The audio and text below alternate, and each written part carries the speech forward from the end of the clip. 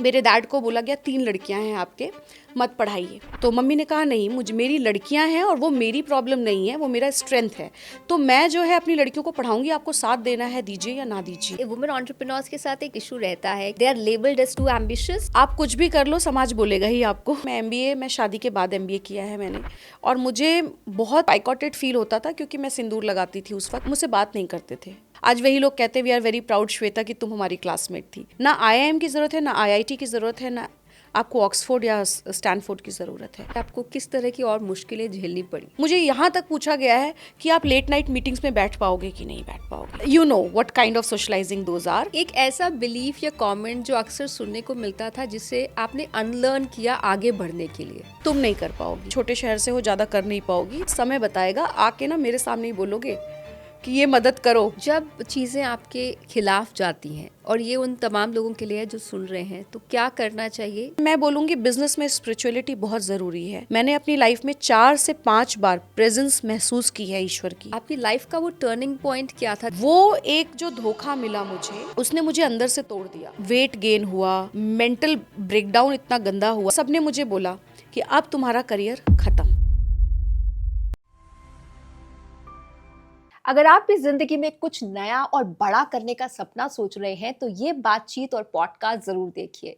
ऐसा मैं इसलिए कह रही हूँ क्योंकि अक्सर लोग क्या कहेंगे, क्या ये हो सकता है, क्या ये मैं कर सकता हूँ या कर सकती हूँ, जैसी दुविधा हमें बांध के रखती है। और आज के पॉडकास्ट में हमारे साथ एक ऐसी मेहमान है जिन्होंने जौनपुर जैसी छोटी सी जगह के गांव से बाहर निकलकर एक बड़ी मल्टीनेशनल कंपनी की नींव रखी और आज 250 से ज्यादा एम्प्लॉयज इनके साथ काम करते हैं। तो आइए जानते हैं डॉक्टर श्वेता सिंह का सफर, जो कि इनोबल आईपी कंसल्टिंग प्राइवेट लिमिटेड की फाउंडर और ओनर है। Shweta Singh, thank you so much for coming on 1-to-1 with Richa podcast. बहुत बहुत स्वागत है आपका। Thank you so much Richa, मुझे यहाँ इनवाइट करने के लिए, और इट्स माय प्लेजर एक्चुअली। आगे बढ़ने से पहले एक छोटी सी गुजारिश है। हमारे बहुत सारे व्यूअर्स ने अभी तक हमें सब्सक्राइब नहीं किया है। अगर आप चाहते हैं कि हम ऐसे ही वैल्यू एडिंग कंटेंट आपके लिए लगातार लाते रहें तो हमें मोटिवेट करने के लिए ज़रूर एक लाइक, शेयर और सब्सक्राइब ज़रूर करें। It helps. श्वेता, जौनपुर से जब आप बाहर निकली, कभी सोचा था कि आप 250 लोगों की कंपनी को रन करेंगी, फाउंड करेंगी उस कंपनी को, और ये सफ़र बुलंदी तक पहुंचेगा एक मल्टीनेशनल कंपनी के तौर पर?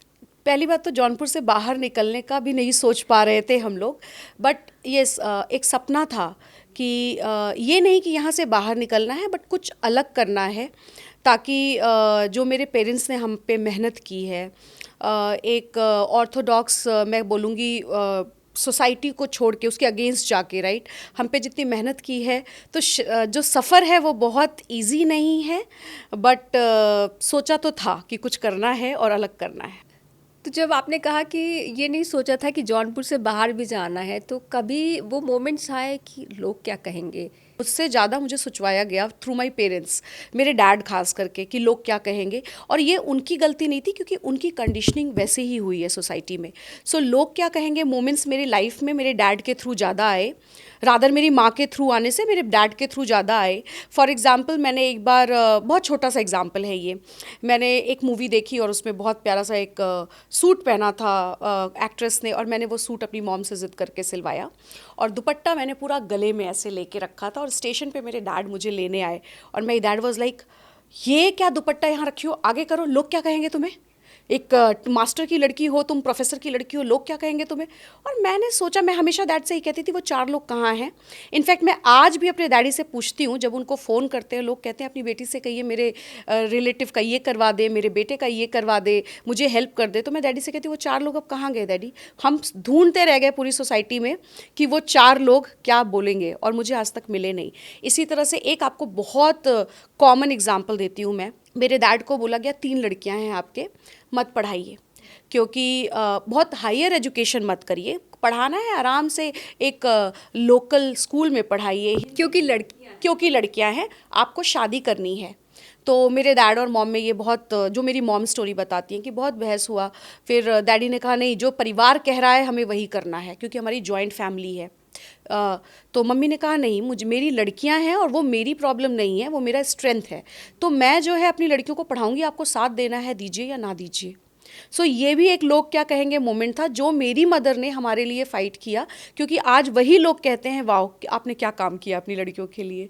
तो वो एक जो स्टीरियोटाइप बिहेवियर था उसको चेंज करके मेरी माँ ने कहा मैं बेस्ट एजुकेशन दूंगी अपनी लड़कियों को। गांव में रहते थे, गांव से शहर लेके आई 13 किलोमीटर दूर, वहाँ पे एडमिशन करवाया बिना डैडी के।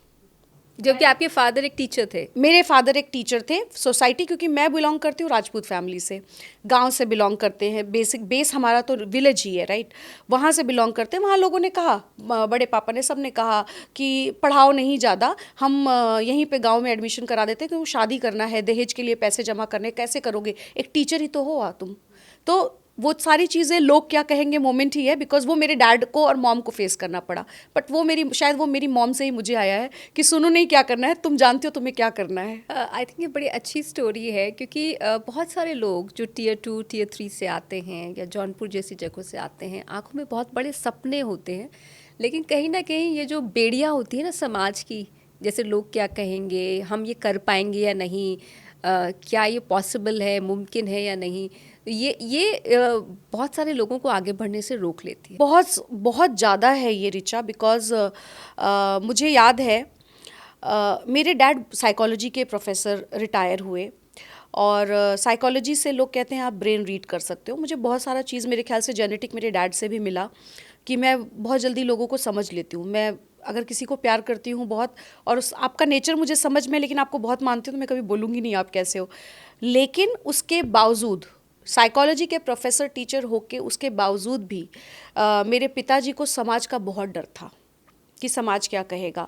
हम स्कूल से आते थे, डैड हमेशा एक चीज़, हमारी कॉपीज़ चेक करना, सब कुछ चेक करना कि कहीं किसी लड़के के साथ दोस्ती तो नहीं। ये बहुत बड़ा एक issue था। अगर हम किसी लड़के से बात करें, स्पेशली मैं बहुत वोकल थी, मेरा सेम जेंडर से बहुत कम बनता था, अपोजिट जेंडर से ज़्यादा बनता था, तो मेरे ऊपर बहुत ज़्यादा रिस्ट्रिक्शंस डैड हमेशा कहते थे समाज क्या देखेगा, क्या बोलेगा, कैसे करेगा। और मैं यही सोचती थी समाज में उन्हीं की लड़कियां जो आपको आके बोल रहे हैं, उनकी लड़कियां तो बाहर बहुत इन्जॉय कर रही हैं, या उनके बेटे तो बाहर बहुत इन्जॉय कर रहे हैं। तो ये जो इश्यूज़ होते हैं ना, ये यहाँ होते हैं, और हम अपने पेरेंट्स को नहीं ब्लेम कर सकते इसके लिए, क्योंकि उनकी कंडीशनिंग वैसे हुई है समाज में, उनके माँ बाप ने उनके साथ वही किया, उनके माँ बाप के साथ वही हुआ, राइट। तो वो इस चीज़ को बहुत ज़्यादा, वो अपनी जगह सही हैं। ये मेरे और मेरे सिस्टर्स पे था, हम अपने पेरेंट्स को कैसे आगे बोलते हैं कि क्या करना है। जो एक चीज़ उन्होंने समाज से हटके किया, वही हमारे लाइफ में डिफरेंस लाया है, वो है एजुकेशन, और उस पर मैं बहुत एम्फेसाइज करती हूँ। जेंडर डिस्क्रिमिनेशन बोलूँ, या फिर आप बोलिए कि लड़की को हमेशा एक उस नज़र से देखा जाता है कि अगर आपने अपोजिट, हमारे टाइम पे, अभी बहुत टाइम चेंज हो चुका है, हमने अगर एक लड़के से बात कर लिया, हमारा अफेयर चल रहा है उस लड़के से, आपकी लड़की का कैरेक्टर हमें पूरा जज कर लिया जाता था, एक उसमें खड़ा कर दिया जाता था, इसका तो कैरेक्टर ऐसा है। आप बिलीव नहीं करेंगी, मैं पूरा 3-4 साल अपनी लाइफ का सिर्फ इस तरह से निकाली हूँ कि मेरा कोई कैरेक्टर नहीं है, बिकॉज ऑफ माई मोहल्ला, माई कॉलोनी जहाँ रहती थी, क्योंकि मैं लड़कों से बात करती थी। तो ये झेलना, उस एज में झेलना, आप समझ रहे हो, उस एज में। तो फिर परिवार ने कहा होगा कि तुम क्यों बात करती? हाँ, मेरी मॉम ने नहीं कहा कभी। मेरी मॉम हमेशा धीरे से बोलती थी, जो करो अपने दायरे में करो, मैं तुम्हारे साथ हूँ। मेरे डैड को बहुत ज़्यादा लगता था, क्योंकि हो सकता है डैडी बाहर जाते हैं ज़्यादा, ठीक है, वो बाहर जाते हैं, उनको ज़्यादा सुनने को मिलता है। वो उनको एक रहता था मैं अपना नाक ना कटवाऊँ कभी, मेरी नाक ऊंची रहे, और ये हर पेरेंट्स का होता है। हर जब आपने ये कहा ना कि क्योंकि आप एक राजपूत फैमिली से हैं, तो वहाँ पर अब तो शायद जेंडर डिस्क्रिमिनेशन कम हो रहा है, लेकिन उस वक्त में एक बेटे की चाहत सबको होती है। और आपसे भी जब मेरी बातचीत हुई तो आपने कहा कि हमारा कोई भाई नहीं है, हम 3 बहनें हैं। तो कभी वो परवरिश के दौरान महसूस हुआ? पेरेंट्स के थ्रू नहीं, मैं बिल्कुल झूठ नहीं बोलूँगी इसमें। मेरे माँ बाप ने हम तीनों को कभी फील नहीं होने दिया कि उनके कोई बेटा नहीं है, पर हम तीनों को और हमारे माँ बाप को, पूरे परिवार ने फील कराया कि आपके कोई बेटा नहीं है। मेरे अंकल्स, मेरे दादी, मेरी दादी जो हमें बहुत प्यार करती थी, बट एक बार मम्मी को टॉन्ट ज़रूर मारती थी कि तुम्हारी किस्मत ख़राब है, तुम्हें कोई लड़का नहीं हुआ। मेरे अंकल्स मेरे डैड को हमेशा बोलते थे, देखो अपने लिए कुछ बचा के रखना, बुढ़ापा कैसे निकलेगा। And I tell you Richa, आज सबसे खुश मेरे पेरेंट्स हैं। सो वो पेरेंट्स ने नहीं कभी फील करवाया, लेकिन सोसाइटी ने करवाया। एक एग्जांपल देती हूँ, हम गांव में इकट्ठा होते थे क्योंकि अब सब लोग बाहर बाहर अपनी अपनी, कोई लखनऊ में है, कोई फैज़ाबाद में है, अयोध्या में है, कोई हम जौनपुर आ गए, ऐसे सब अपनी अपनी जगह थे। और हम गांव में एक बार किसी भी फंक्शन पे या उस पर इकट्ठा होते थे, तो मेरे कज़न ब्रदर ने हमें पूछा, जो इतने महंगे स्कूल में पढ़ रही हो तुम, उनको कॉन्वेंट बहुत महंगा लगता था, ठीक था उस वक्त बजट से डैडी के बाहर था, बट ठीक है पढ़ रहे, कलेक्टर बनना है क्या बड़े होके, क्या करोगी, शादी करके एक चूल्हा चौका ही तो करना है। तो मेरी दीदी तो वहाँ से उठ के चली गई क्योंकि वो लड़ाई नहीं करती थी, वो शांत रहने में बिलीव करती थी, और मुझे लगता था किसी चीज़ की जवाब तुरंत दे दो, यहीं पे ख़त्म कर दो। तो मैंने उनको कहा समय बताएगा, आके ना मेरे सामने ही बोलोगे कि ये मदद करो यहाँ नौकरी लगवाओ, वहाँ नौकरी लगवाओ, और तुम लोग स्ट्रगल करते जाओगे, हम तीनों बहनें आगे निकल जाएंगे। मैं जवाब दे के हट गई। उसके बाद बहुत सुनना पड़ा डैड को कि तुम्हें लड़कियाँ जवाब देती है, ये करती हैं। बट ये जो फीलिंग है, जो सोच है लड़कों में कि हम लड़के हैं, आज तो बहुत कम है, बहुत कम है। ये मैं आपको बता रही हूँ, मैं 40+ हूँ, तो आपको मैं बता रही हूँ 30-35 साल पुरानी बात, राइट। और उस वक्त की जो सोच थी, बहुत कम आप देखोगे उस जनरेशन से फाइट करके ही हम आगे आए हैं।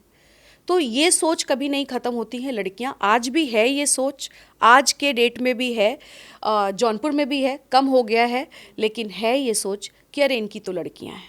और ये सोच मेरे ख्याल से पता नहीं कब कब जाएगी, क्योंकि अब तो लड़कियां यहाँ से लेके स्पेस तक हर जगह पहुँच चुकी हैं। तो आपकी श्वेता, आपकी लाइफ का वो टर्निंग पॉइंट क्या था जब आपने ये तय किया कि बस मुझे अब कुछ साबित करना है, अब मुझे कुछ अपना करना है जिसमें कोई सीमा नहीं हो आगे बढ़ने की? टर्निंग पॉइंट रिचा एक नहीं था, मैं आपको बताऊं, मैं 1.5 या 2 साल की थी जब ऑलमोस्ट मैं मौत के मुंह से बाहर आई हूँ। मेरे पूरे शरीर में पस हो गया था, एंटीसेप्टिक कुछ तो हुआ ऐसा जिससे पूरे शरीर में पस था। अगर आप देखोगे बहुत स्कार्स हैं, बिकॉज ऑपरेट हुई मैं। तो मेरी मॉम कहती है मुझे कि अगर तुम वहाँ से आई हो, इसका मतलब भगवान ने तुम्हें कुछ अलग चीज़ के लिए बनाया है। वो मेरे दिमाग में बस गया कि भगवान ने मुझे कुछ अलग चीज़ के लिए बनाया है, कुछ अच्छा करने के लिए बनाया है। तो मैं जनरल तो नहीं मरना चाहती मतलब मुझे ये था मैं कुछ अपना नाम बना के मरूंगी, क्योंकि ईश्वर ने मुझे बचाया है सिर्फ इसलिए क्योंकि मैं डिफरेंट हूँ। पहला टर्निंग पॉइंट वो था जब मेरी मॉम ने मुझे ये स्टोरी बताई कि देखो तुम्हारे शरीर में ये जो स्कार्स हैं, इसका रीज़न ये है और तुम अलग चीज़ के लिए बनी हो। दूसरा टर्निंग पॉइंट था जब मेरे भाई सब मुझे टॉन्ट मारते थे, आपके कजन्स ब्रदर, यस, कि लड़कियां हो क्या कर पाओगे, कुछ भी पढ़ लो, तुम्हें तो चूल्हा चौका करना है। तो मेरे मन में वो गुस्सा था कि नहीं, मैं चूल्हा चौका तो करना पड़े या ना करना पड़े, मैं नहीं करूँगी, बट मैं कुछ अपना करूँगी और तुम सबको नीचा दिखाऊंगी। उस वक्त एक बच्चे की सोच थी, जो गलत सोच, मतलब आप बड़े होकर रियलाइज़ करते हो आपको नीचा नहीं दिखाना है किसी को, मतलब वो इनोसेंस थी। तो मैं वहाँ भी झूठ नहीं बोलूँगी, ये था फीलिंग उस वक्त मेरे मन में।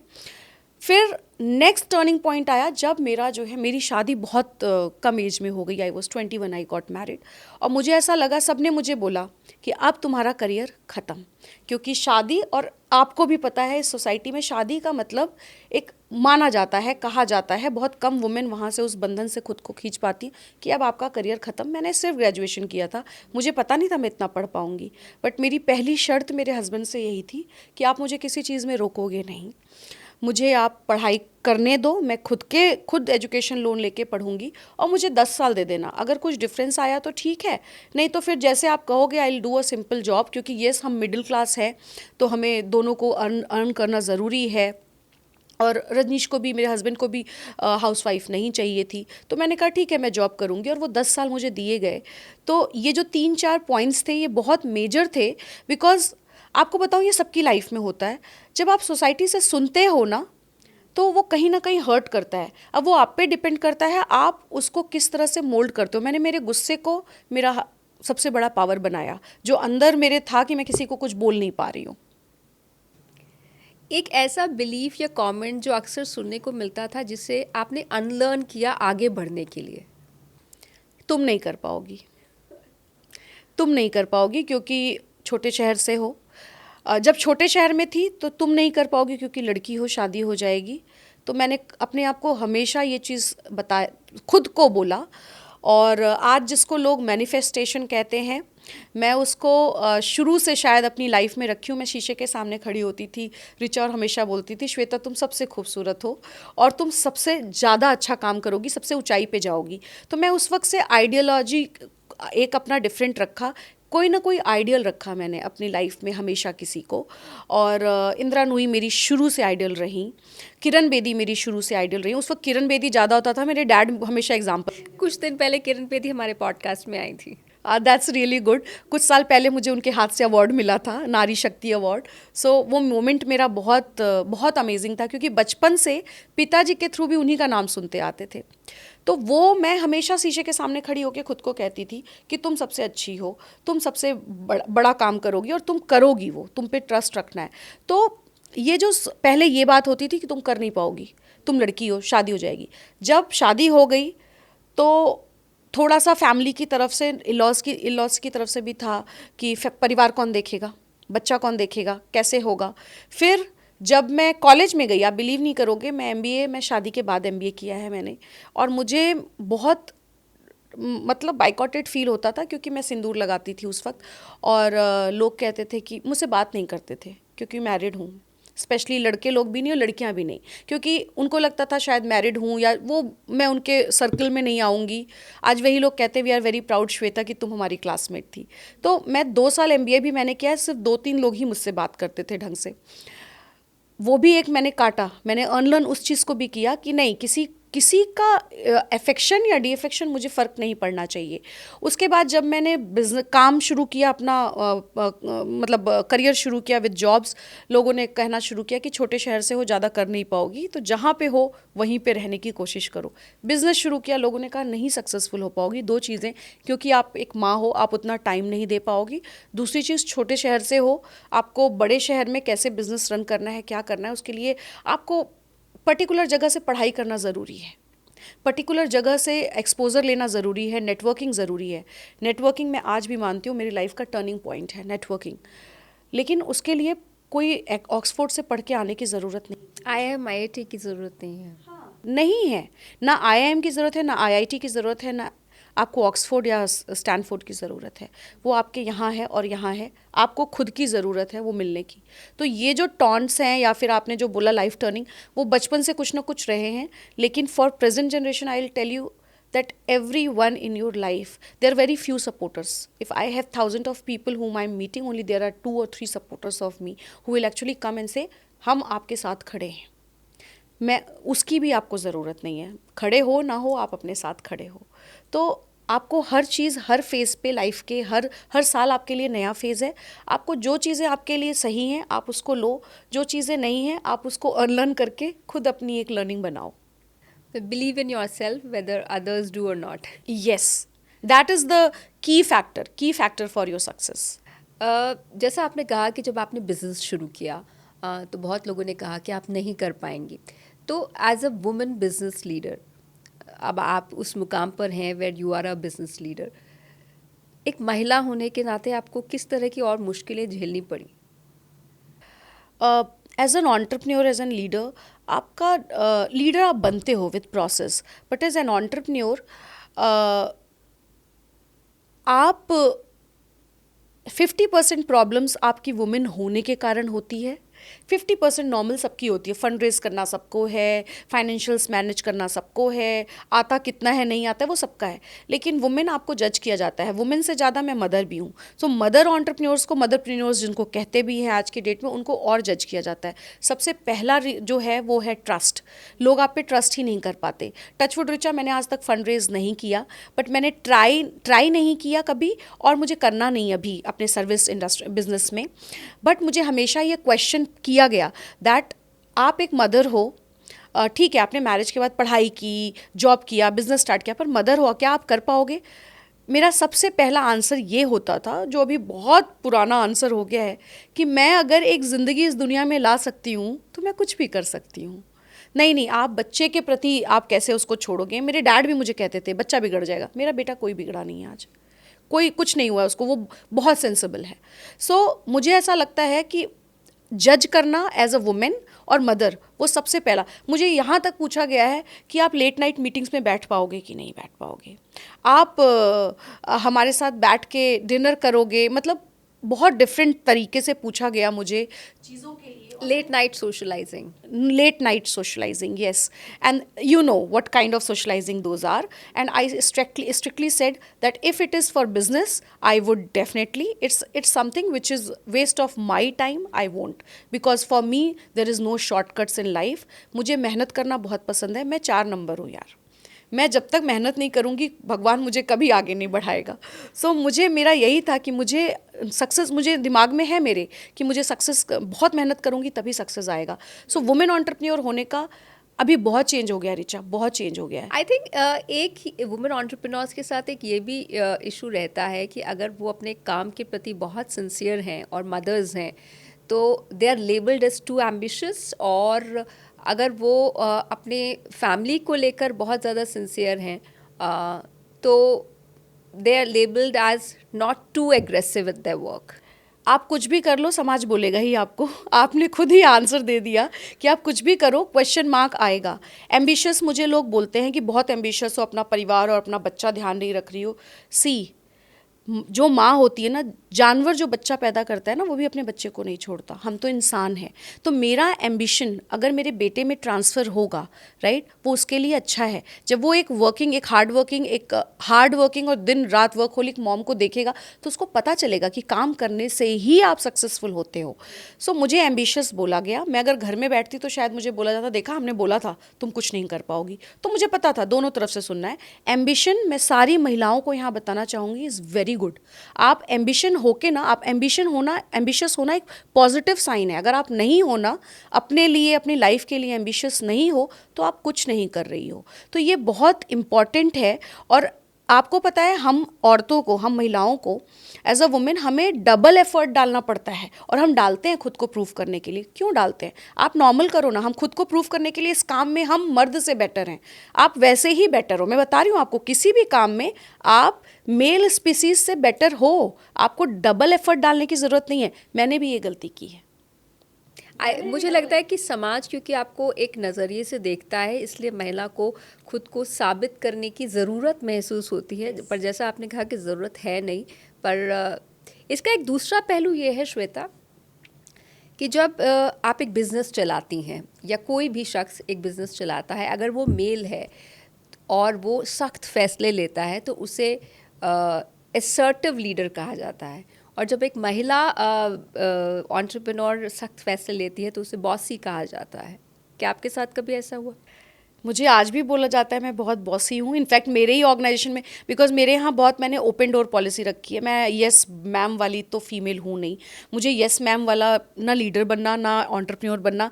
क्योंकि मैं खुद इतनी नॉलेज रखती हूँ और मैं अपने से ज़्यादा नॉलेज वाले लोगों को साथ रखना चाहती हूँ, तभी मेरा स्कोप बढ़ेगा. और उसमें मुझे कहने में शर्म नहीं है. तो मुझे आज भी बोला जाता है, बाहर से भी बोला जाता है कि तुम तो बॉस हो अपनी कंपनी की. मैंने कहा बॉस और लीडर में फ़र्क होता है. आप मेरी कंपनी में आके देखो, मेरे लोग आके मुझे बात करेंगे. तो बॉसी टैग देना बहुत आसान है, बट बॉसी पोजीशन पे खुद को बैठ के साबित करना बहुत टफ है. तो आपको ये चीज़ झेलनी पड़ेगी और आप इसकी हैबिट बना लो. मैं सारी महिलाओं से ये कहूँगी, हैबिट बना लो and take it as a positive that you are bossy. Yes, say yes I am bossy. एक ऐसा फैसला जो आपको लेना पड़ा, जो मुश्किल था लेकिन जिस पर आपको नाज हो? अपने बेटे को 1 साल का छोड़ के और जॉब ज्वाइन करना वापस से. बिकॉज़ ये मेरे लिए बहुत मुश्किल काम था. बिकॉज़ बहुत फैमिली प्रेशर था. मेरे डैड और मेरे मॉम की तरफ से ज़्यादा नहीं था. उन्होंने हर चीज़ में सपोर्ट किया, बट मेरे डैड की तरफ से था, और लोगों की तरफ से भी था, फैमिली की तरफ से था. और उसके बाद वो जब 4 साढ़े 4 साल का था तब सब कुछ छोड़ के और बिज़नेस स्टार्ट करना. क्योंकि हम बहुत ही मिडिल क्लास फैमिली से आते हैं और मुझे वो स्टैंडर्ड रेस करना था. मुझे नहीं पता मैं ये वेल्थ और ये सक्सेस बहुत कितने टाइम तक एंजॉय कर पाऊँगी, बट या आगे आने वाली जनरेशन्स ऐस तो रखें, इतना तो सोचें कि यस कोई तो थी डॉक्टर श्वेता हमारी फैमिली में जिन्होंने ये बेस बनाया. तो मुझे वो लेगेसी डालनी थी और सबसे मुश्किल फैसला जो था वो बेटे को छोड़ के और काम करने का था. इसमें आपकी अपनी फैमिली पोस्ट मैरिज उसका कितना सपोर्ट था? Your partner, your in laws? Partner का 100% सपोर्ट था। इन लॉज में मदर इन लॉ ही हैं एंड सिस्टर इन लॉज हैं। सो मदर इन लॉ ने थोड़ा बहुत जितना हो सकता है, बट मेरे हस्बैंड का पूरा सपोर्ट रहा है। मैं झूठ नहीं बोलूंगी, मदर इन लॉ पे ज़्यादा नहीं बोलना चाहूंगी, but yes, मेरे हस्बैंड का पूरा सपोर्ट रहा। Okay. लेकिन मैं यहाँ एक चीज़ ऐड करना चाहूंगी, क्योंकि बहुत सारी फीमेल्स ही देख रही हैं। सपोर्ट से ज़्यादा आपका अपना विल पावर होता है। हो सकता है मेरे हस्बैंड का सपोर्ट ना भी होता रिचा, फिर भी मैं यहीं होती, मुझे इतना पता है। बिल्कुल, विल पावर की तो बहुत ज़्यादा ज़रूरत होती है, लेकिन हाँ, फैमिली सपोर्ट होता है तो हमारी लाइफ थोड़ी बेहतर हो जाती है, थोड़ा वो जो स्ट्रगल होता है वो 10% कम हो जाता है। थोड़ी बेहतर हो जाती है, थोड़ा सुकून आ जाता है। अ, जब हम एक बिज़नेस चलाते हैं एक महिला के तौर पर, तो अक्सर ये कहा जाता है कि एक महिला दूसरी महिला को आगे बढ़ते हुए नहीं देख सकती। Have you ever felt that कि ये आपको अच्छा। और मुझे लगता है जिस दिन ये ख़त्म हो जाएगा रिचा ना, उस दिन हमें कोई आगे बढ़ने से रोक भी नहीं सकता। As a gender, as a female species and female genders, हमें कोई रोक नहीं सकता। मुझे हमेशा सबसे ज़्यादा जो मैं बोलूँगी रोका गया या ट्रस्ट नहीं किया गया, वो महिलाओं की तरफ से ही नहीं किया गया। जैसे कुछ स्टोरी? मैं नाम नहीं लूँगी।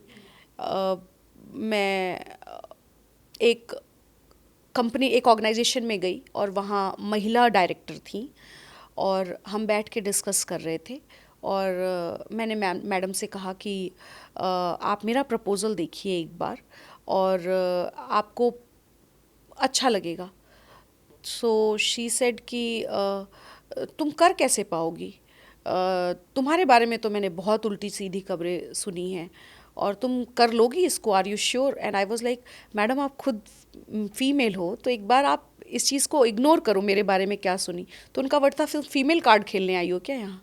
And I was amazed, I was really amazed. I said, no ma'am, आपको अगर सुनना है तो आप बताओ, नहीं सुनना है तो आप बताओ, हम चले जाएंगे यहाँ से। ये पहली स्टोरी थी मेरी।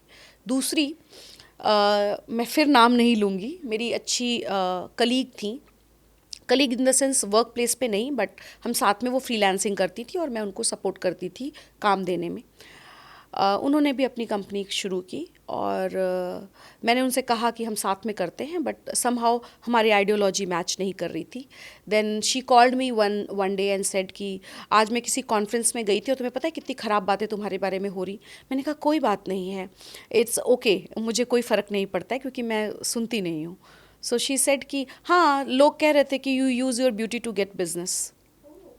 एंड आई वॉज लाइक, मैंने 30 सेकंड का पॉज लिया, थिंकिंग कि मैं इसको एक्सप्लेन करूं या ना। फिर मैंने सोचा मैं क्यों एक्सप्लेन करूं। मैंने कहा, then you should have the beauty to use it, and that was my answer. Because आप एक्सप्लेन करो या ना करो, सामने वाला समझेगा नहीं समझेगा वो आप उसके ऊपर है, राइट? जितनी बुद्धि है वो उतना ही समझेगा, मेरा सोचना ये है। बट येस, सपोर्ट फीमेल से कम मिला मुझे।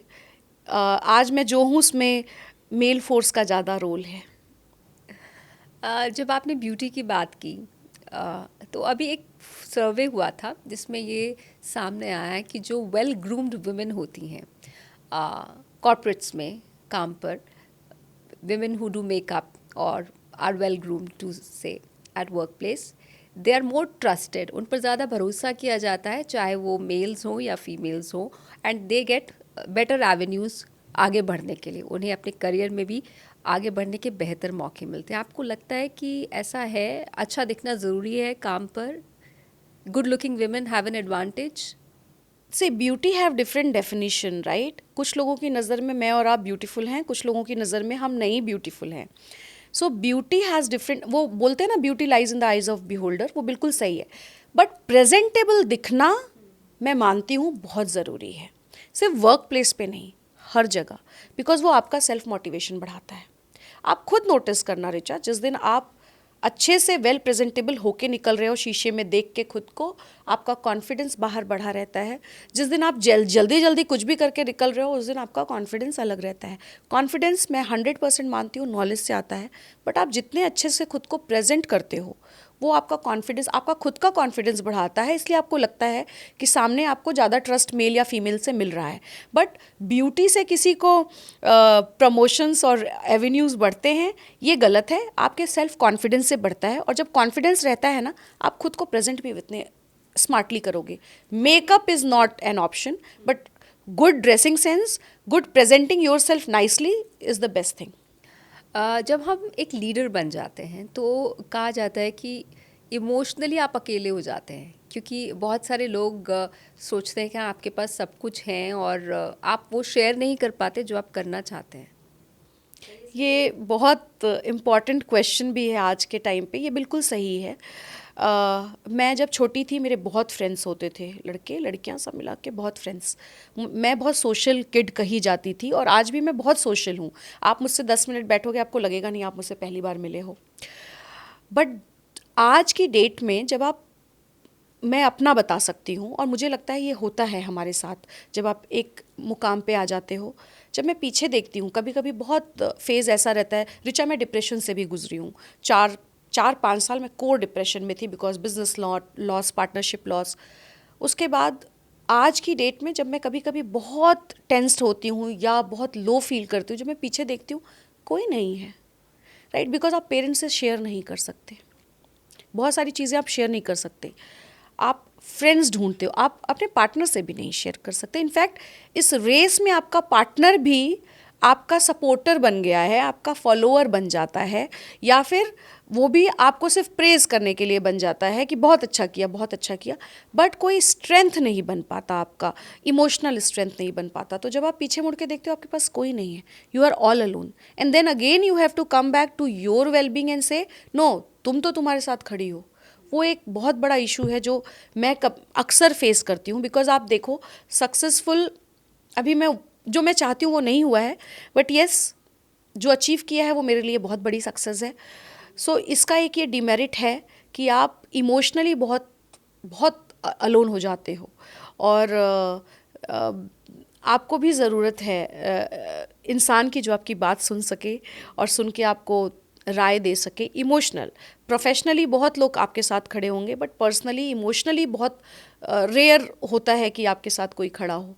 तो ये एक इशू शायद मैं नहीं, बहुत लोग फेस कर रहे होंगे, बोलते कम लोग होंगे। क्योंकि आप एक बड़ी टीम चलाती हैं, 250 एम्प्लॉयज़ हैं अलग अलग कंट्रीज़ में, ऐसा भी बहुत बार हुआ होगा कि जिसे आपने ट्रस्ट किया वो एकदम से चला गया, या कुछ ऐसा हुआ जिससे आपका ट्रस्ट टूट गया, तो how to deal with that? मेरे साथ हुआ है, होता तो हर साल ही है, बोलूँगी कुछ ना कुछ, लेकिन एक बड़ा इंसिडेंस हुआ है। मैंने एक अपने फ्रेंड को ही, उन्होंने बात हुई और उन्होंने कहा, श्वेता मैं अपने जॉब से खुश नहीं हूँ, और इनिशियल डेज़ में जब मैंने बिज़नेस स्टार्ट किया, and let's form a team together, मैं अच्छा सेल्स पर्सन हूँ, तुम्हारी टेक्नोलॉजी वाइज, नॉलेज वाइज अच्छी हो, हम दोनों अच्छा बिजनेस डेवलप करेंगे। एंड मैंने फ्रेंडशिप में उनको पार्टनर बना लिया 50% का, without a single rupees investment. जो ऐसा नहीं करना चाहिए। आपको अपना इमोशनल कोशेंट और बिजनेस कोशेंट को बैलेंस रखना चाहिए।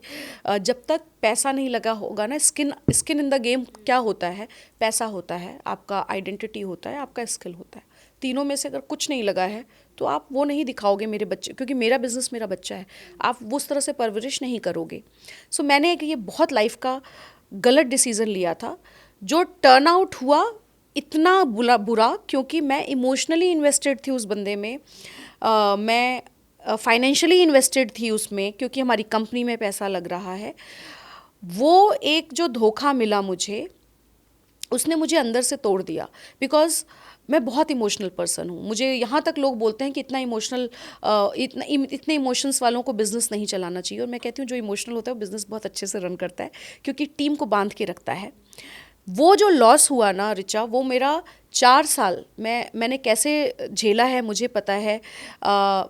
मेरा वेट गेन हुआ, मेरा मेंटल ब्रेकडाउन इतना गंदा हुआ। लोगों ने मुझे, मेरे एक फ्रेंड हैं जो आज हम अच्छा रोल प्ले करते हैं मेरे साथ इनोबल में, ही सेड कि सी अ डॉक्टर।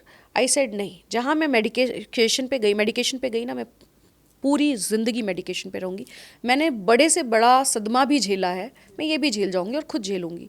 वो 4 साल मैंने खुद को वर्क किया। हाँ, उसका जो इफ़ेक्ट दिखा वो 4 साल बाद दिखना शुरू हुआ बॉडी पे, फेस पे, सब पे। लेकिन मैं यही कहूँगी कि आपको, अगर आप बिजनेस कर रहे हो, आपको अपने इमोशनल एंगल को थोड़ा दबा के रखना है, इमोशनली डिसीजन नहीं लेना है, अपना दिमाग और दिल को बैलेंस करके डिसीजन लेना है। सोचिए, अगर इमोशनल एंगल इन्वॉल्व है डिसीजन में, please take time, think and then take the decision.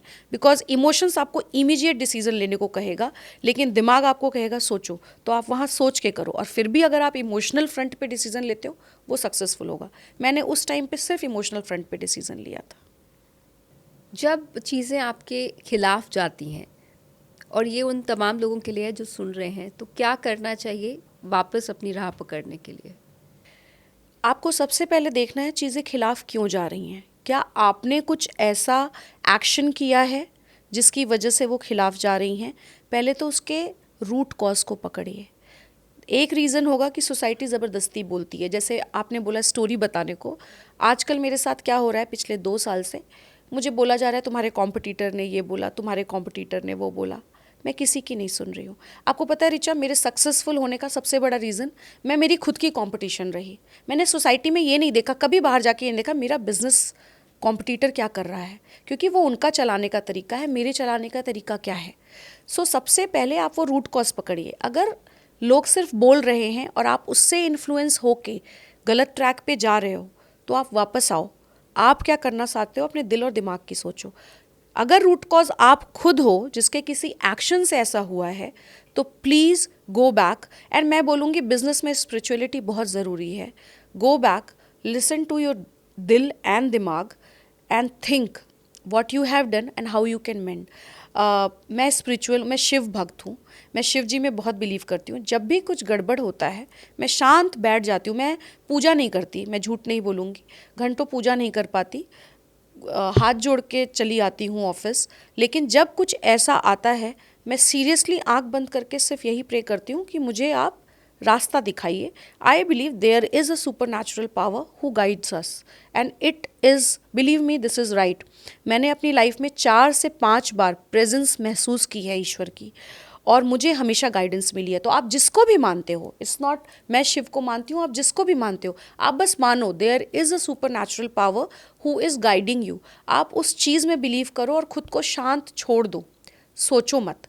क्योंकि आप अगर उस चीज़ से अफेक्ट हुए, गलत जो भी हो रहा है, या आपने अगर उस इफेक्ट हुए, आपने खुद पे लिया, आपने नेगेटिव ऑरा क्रिएट कर लिया। आप उस चीज़ को बोलो। मैं कभी नहीं बोलती मैं ये नहीं कर पाऊँगी, मैं बोलती हूँ मैं करूँगी, let me find out the ways कैसे करूँगी। नहीं वर्ड नहीं होता है। फॉर एग्जाम्पल, लोग आजकल इंटरमिटेंट फास्टिंग करते हैं, बहुत सारी तरह का डाइट लेते हैं, उसमें करते हैं एक वर्ड यूज़ करते हैं, चीट डे है मेरा।